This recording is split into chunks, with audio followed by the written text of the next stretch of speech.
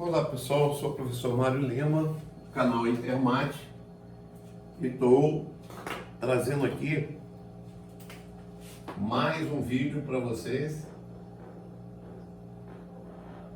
sobre a parte de teoria dos conjuntos. Nós já vamos caminhando aí para os finalmente, da teoria dos conjuntos. Não falta muita coisa, não. Estamos caminhando já para chegar onde nós desejávamos, tá? Como é que a gente faz?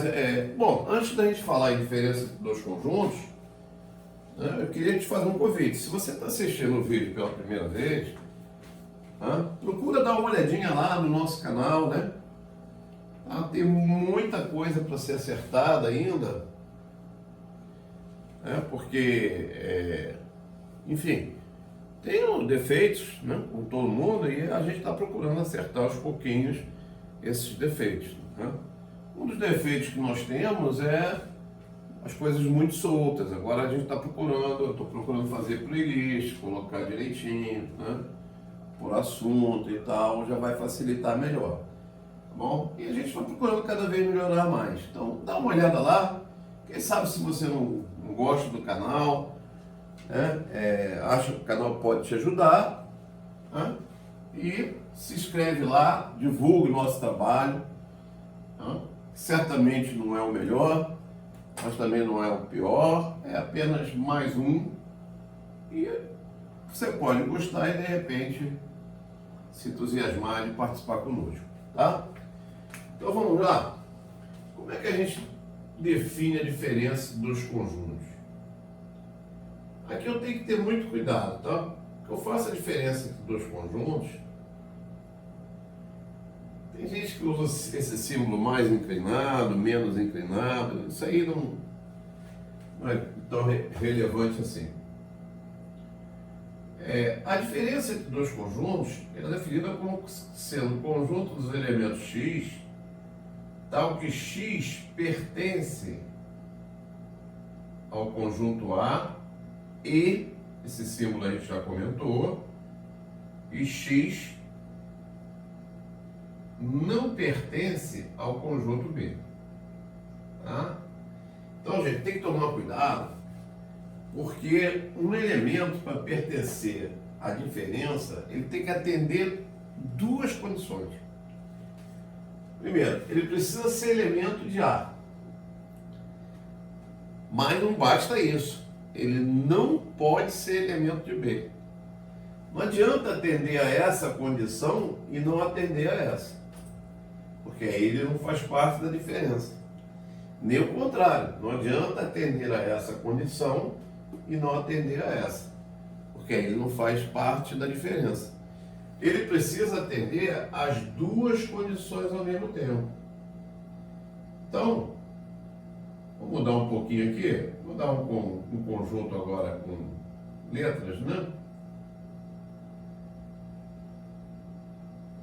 Eu tenho esse conjunto aqui.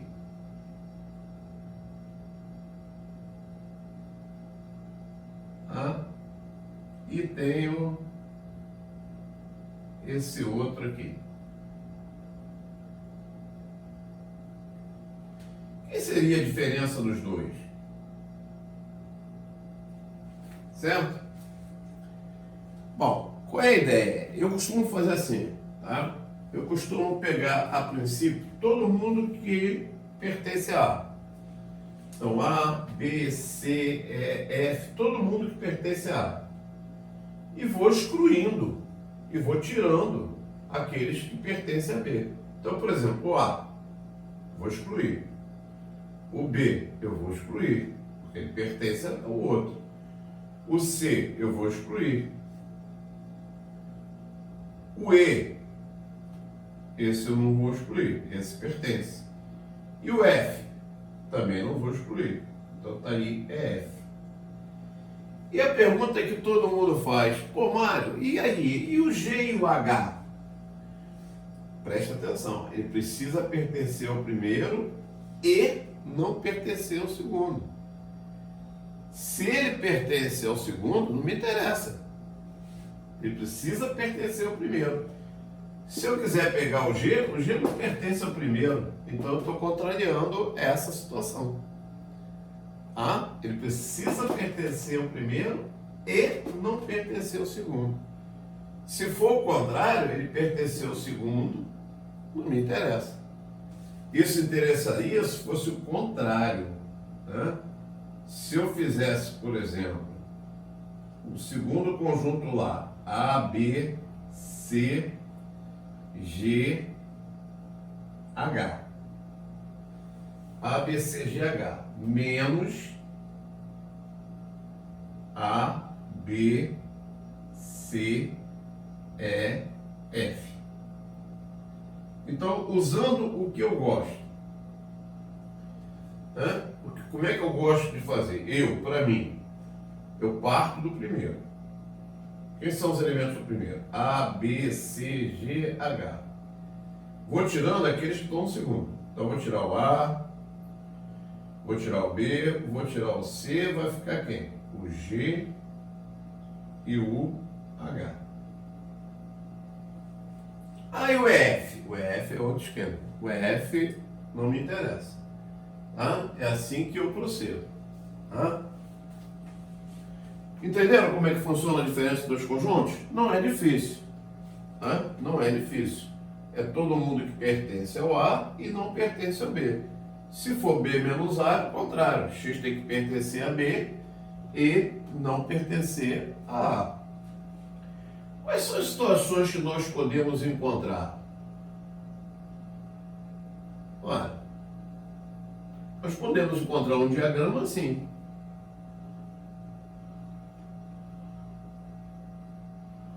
A e B. Nesse caso, eu pegaria todo mundo que está em A, que pertence a A, e que não pertence a B. Então a diferença seria aqui, ó. Essa seria a diferença A menos B. Se eu quisesse B menos A, seria a outra. Uma outra situação que nós podemos encontrar no diagrama é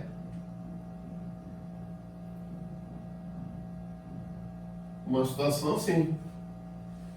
A interseção é vazia. Não há interseção. Então, claro que nesse caso, a diferença seria A menos B seria seria o próprio conjunto A. Seria o próprio conjunto A. Se fosse B menos A, seria o próprio conjunto B. O próprio conjunto B.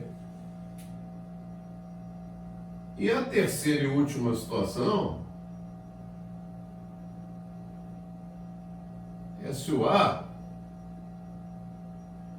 tivesse contido em B.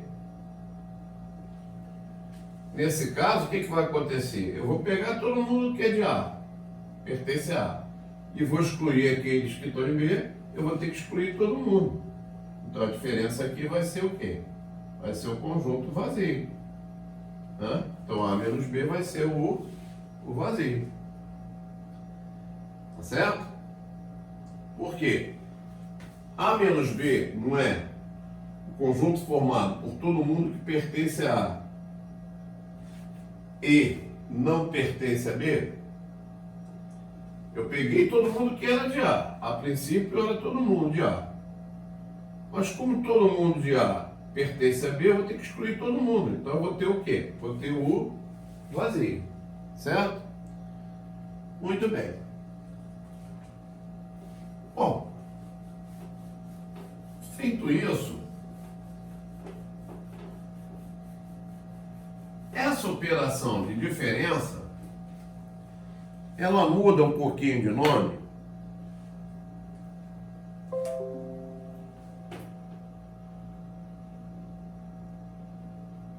quando você tem uma situação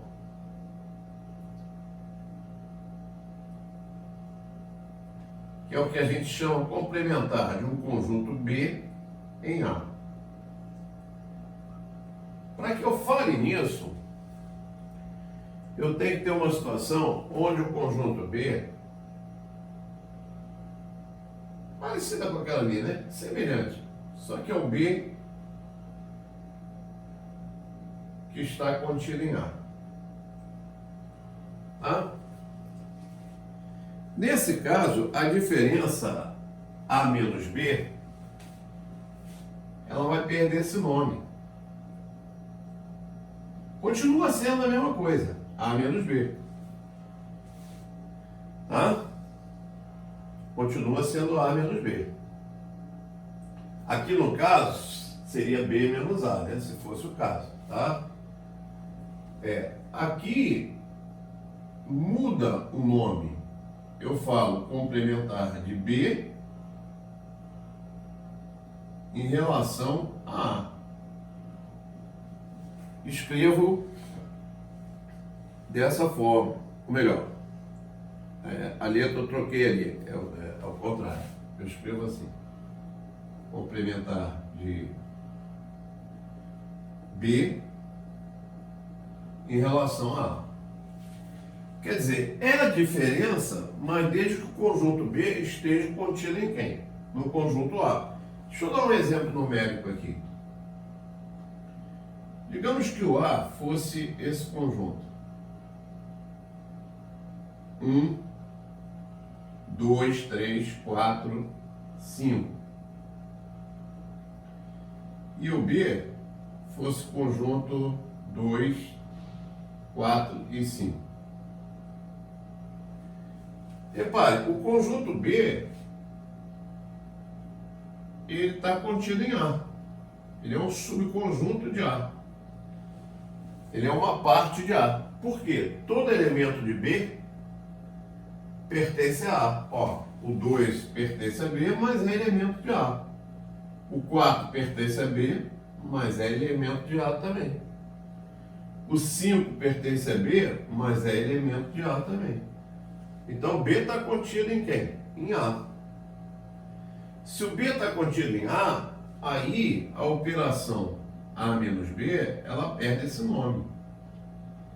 Ela passa a ser chamada de quê? De complementar de A em relação a B. Continua sendo A menos B. Não muda, é o nome que muda. Tá? Então, o que eu faço? Qual é o caminho que eu tomo? Eu pego todos os elementos de A. 1, 2, 3, 4, 5. E vou excluir aqueles que estão em B. Então, eu deixo 1, excluo 2.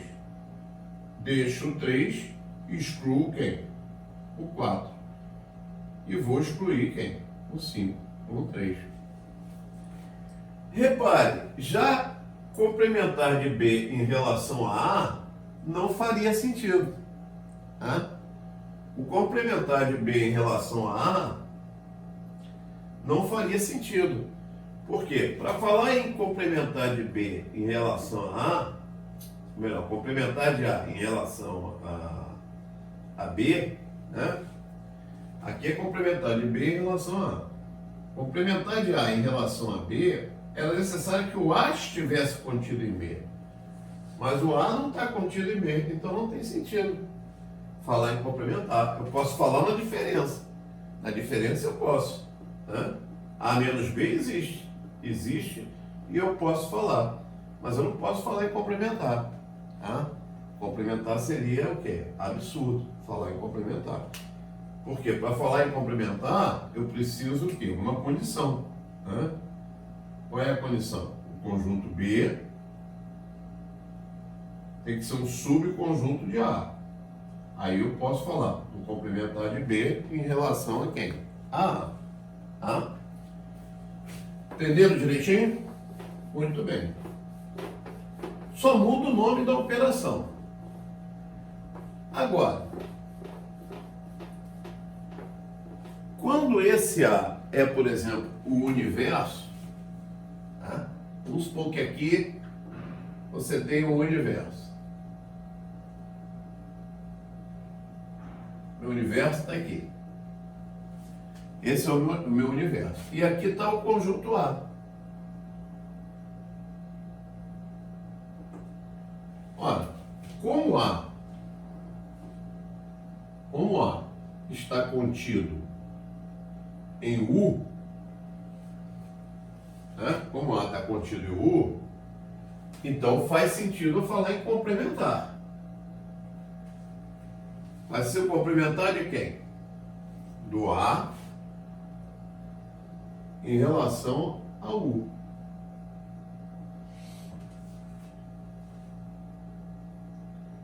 Hã?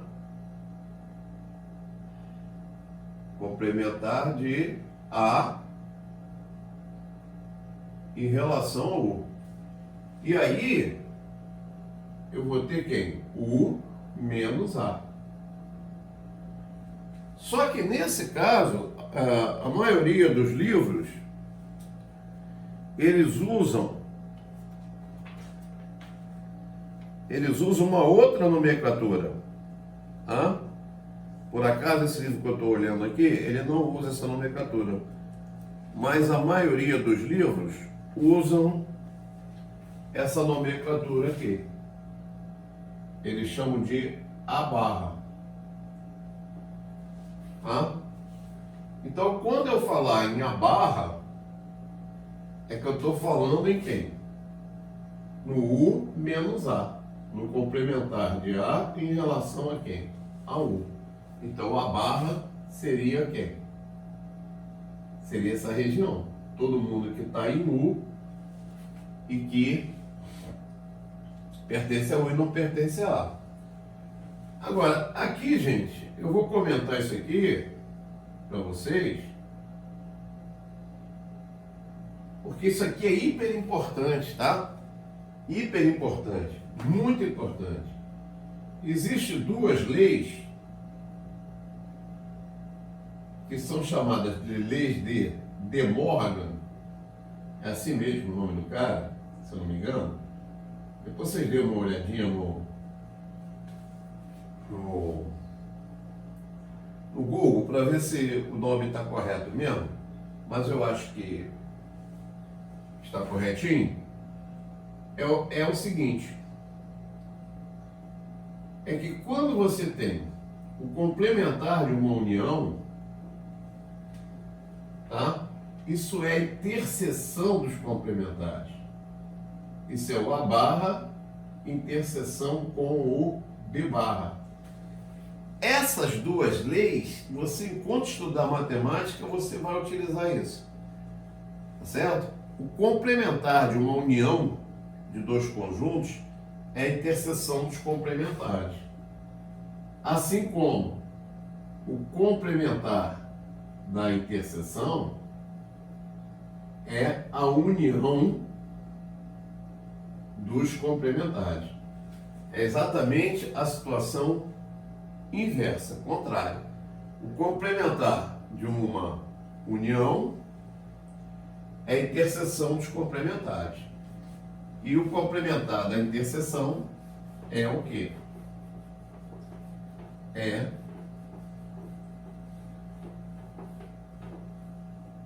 a união dos complementares. Deixa eu só dar um exemplozinho. Vamos pegar aqui rapidinho um exemplo onde eu tenha esse conjunto, tá?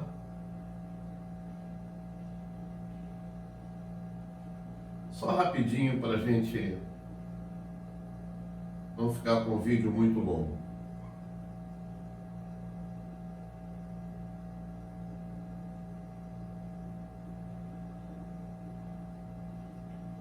Muito bem. Repara que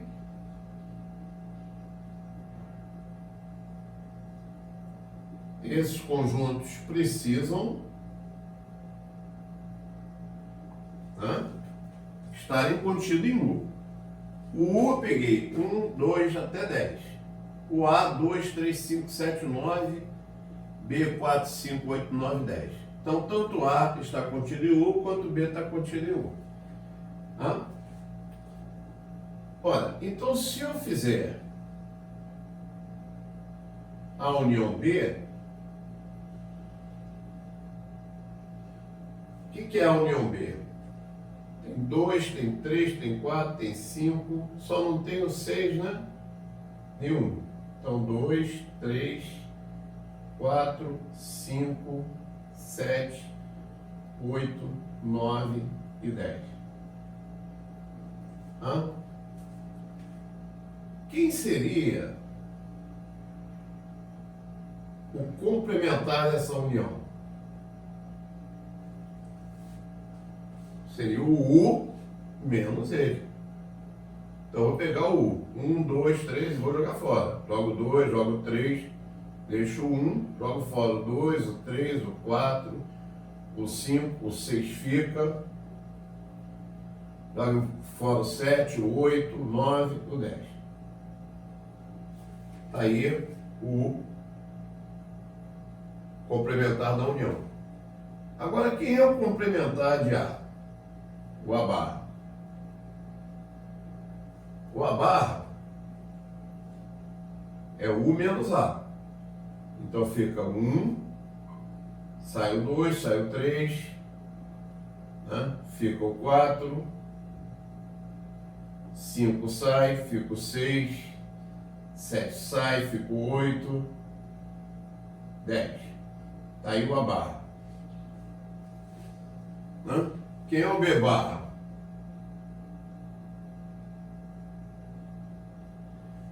B barra é todo mundo que está no U e não está, pertence a U e não pertence a B. Então é o 1, o 2, o 3, o 4 não, o 5 não, o 6, o 7, 8 não, 9 não, 10 não. Olha a interseção desses dois.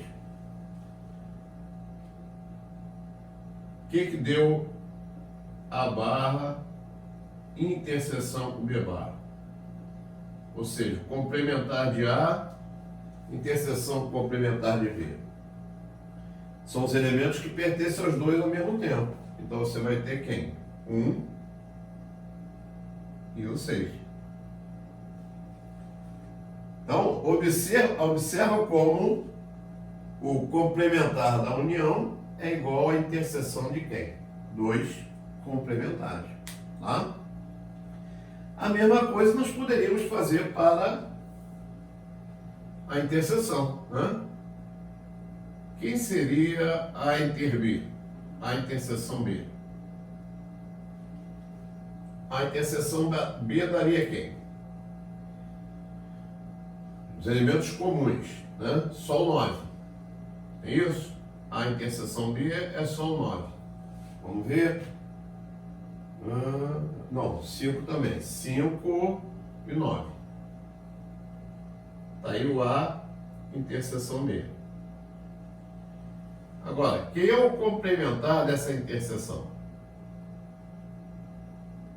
É todo mundo que está em U tirando 5 e 9. Então, 1, 2, 3, 4, 6, 7, 8 e 10. Certo? Agora a gente já tem aqui, ó, o A barra e o barra. A barra e o B barra. Quem é a união dos dois? A união dos dois, ó, 1, 2, 3, 4, 6, 7, 8, 9. 1, 2, 3, 4, 6, 7, 8, 8, 1, 2, 3, 4, 6, 7, 8 e 10. Aí, ó. Quem é o complementar da interseção? É a união de quem? Dos complementares. Tá? Então, estão aí as duas leis de De Morgan, que são importantíssimas para a gente, tá bom? Quando você estudar matemática, você vai ver isso. Pessoal, eu espero que vocês tenham entendido, tenham gostado. Tá? Deixe lá as suas críticas, sugestões, comentários, tá certo? Para a gente seguir em frente. Tá? Um abraço, até a próxima.